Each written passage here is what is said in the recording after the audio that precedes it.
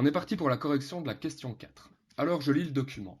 Il y a quelques années, dans un village d'Afrique centrale, des léopards venaient régulièrement aux abords du village et effrayaient les habitants.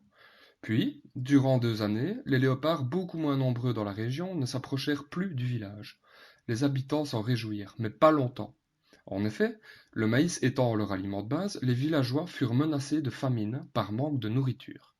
On s'interroge alors sur le lien entre la diminution du nombre de léopards et la famine.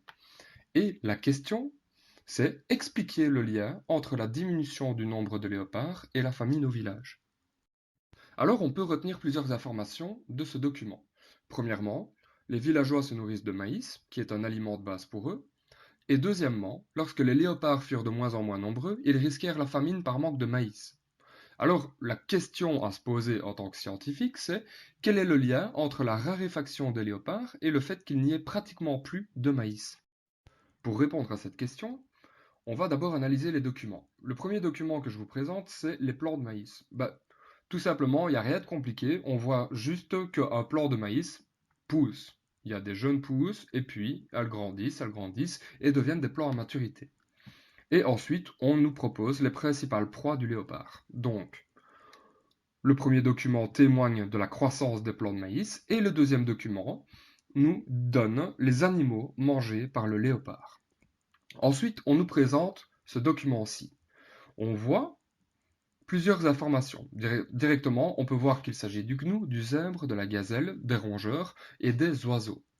Et en réalité, lorsque je m'intéresse au document, je vois qu'on me décrit le régime alimentaire des différents animaux présentés. Voici le raisonnement scientifique que moi, j'adopterais personnellement. Et je pense que de manière générale, dans tout raisonnement scientifique, c'est vraiment la démarche à avoir. Maintenant, vous faites comme vous voulez, mais moi, je vous donne juste mon avis. Alors, dans mon raisonnement, j'ai de nouveau, pour vous montrer plus facilement, j'ai de nouveau fait un tableau à 2 colonnes. Premièrement, il y aura une colonne où je vais mettre plutôt des constats, des questions qu'on peut se poser, et tenter de répondre pourquoi. Alors, très concrètement, la première chose qu'on constate, c'est que les habitants du village ont risqué la famine. Et on se demande pourquoi. Eh bien, car il n'y avait presque plus de maïs. Ok, il n'y avait presque plus de maïs, c'est un constat.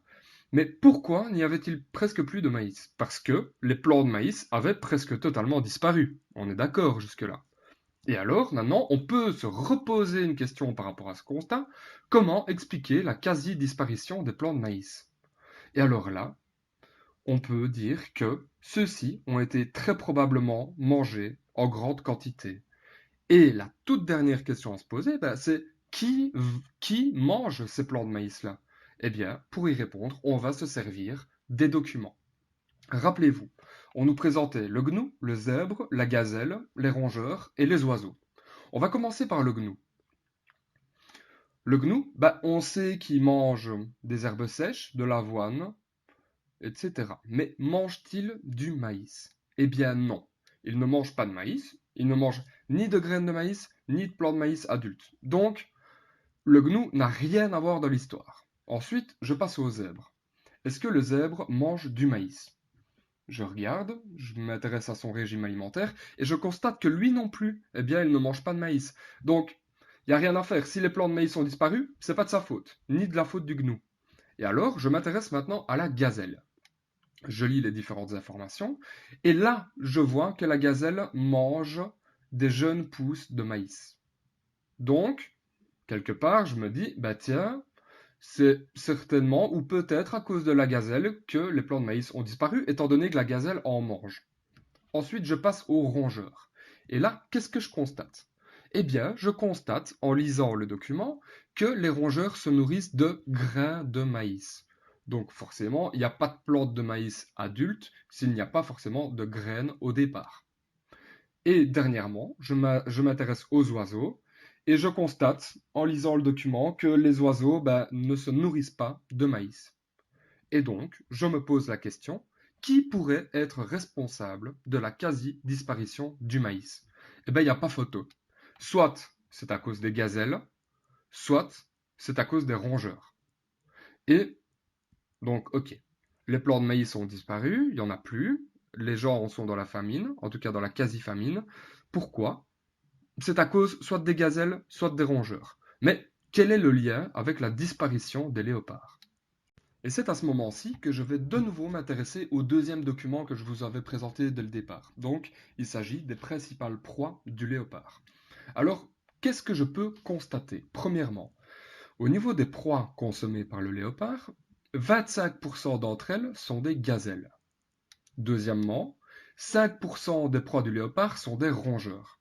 Et donc, si je globalise tout ça, je peux dire que 25% des proies du léopard sont des gazelles et 5% des rongeurs. Mais rappelez-vous, les léopards avaient disparu pendant 2 ans.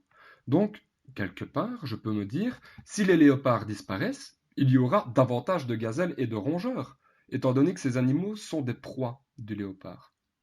Et donc maintenant, si je dois conclure par un raisonnement scientifique, je vais de nouveau refaire un tableau avec les causes et les conséquences. La première des causes, on va s'intéresser aux léopards.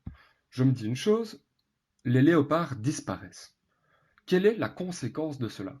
Eh bien, il y a plus de gazelles et plus de rongeurs, car ces animaux sont des proies des léopards. Donc s'il y a moins de léopards, il y a plus de gazelles et de rongeurs.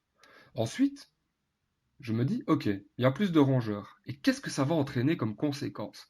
Eh bien, il y aura plus de graines de maïs qui vont être mangées, et elles ne pourront pas germer pour donner des plants de maïs adultes, étant donné que les rongeurs se nourrissent des graines. Ensuite, je me dis qu'il y a plus de gazelles, étant donné qu'il y a moins de léopards. Et ce qui provoque quoi? Eh bien, comme les gazelles se nourrissent de plants de maïs, il y aura plus de plants de maïs qui seront mangés par ces gazelles qui sont en plus grand nombre. Ok, conséquence globale, il y a plus de graines de maïs, il y a plus de plants de maïs qui sont mangés, et donc la population est au bord de la famine, car le maïs constitue un aliment de base du village. Et donc, je peux maintenant répondre à la question, qui était, rappelez-vous, expliquer le lien entre la diminution du nombre de léopards et la famine au village. À partir de tout ce que je vous ai dit, on peut répondre ceci. La famine au village survient car la population est en pénurie de maïs, leur aliment de base. Le fait que les léopards disparaissent provoque un agrandissement de la population des rongeurs et des gazelles, car ces animaux sont des proies du léopard. Or, les rongeurs se nourrissent de graines de maïs, tandis que les gazelles se nourrissent de plants de maïs.